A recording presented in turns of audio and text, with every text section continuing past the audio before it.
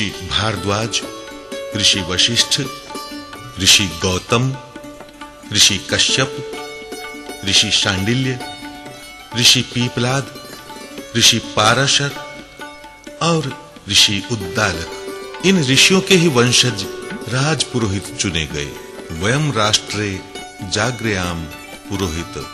ब्रह्म समाज के उत्थान के लिए स्वयं ब्रह्मा ने खेताराम के रूप में उदेशीय वंश राज पुरोहित परिवार गांव सराणा की श्रृंगारी देवी की कोख से जालोर जिले के खेड़ा गांव में 22 अप्रैल 1912 विक्रम संवत 1969 वैशाख शुक्ला पंचमी को हुआ। खेताराम जी शेर सिंह जी की 7वीं तथा सबसे छोटी संतान थे। मेधा जी की पत्नी का कहना है कि मेरे पति और खेताराम जी बचपन में एक बिन ब्याही पाड़ी का दूध पीते थे।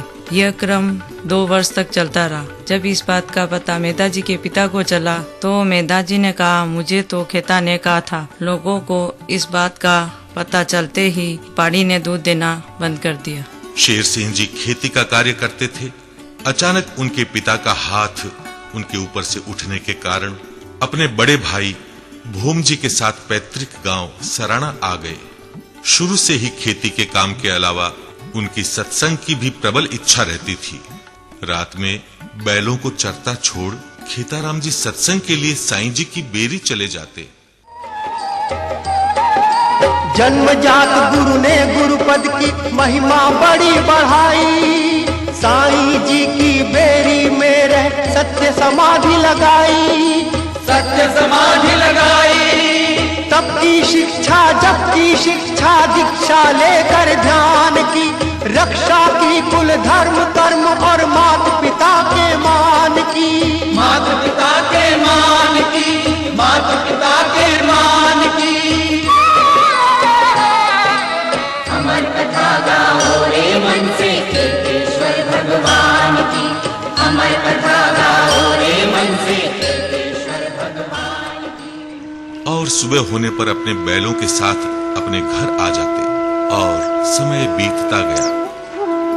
खेताराम जी के मन में सांसारिक विरक्ति को बढ़ता देख उनके भाई भूम जी ने ग्राम गोलिया के सिया राजपुरोहित परिवार में उनकी सगाई कर दी। हमारा ननंद है, जरा भाई ने हमें खड़े अपनाया है। परंतु जब खेताराम जी को इस बात का पता चला तब उन्होंने स्वयं जाकर उस कन्या के पिता को 10 रुपए चुनरी निमित्त दिए और उस कन्या को बहन बना लिया।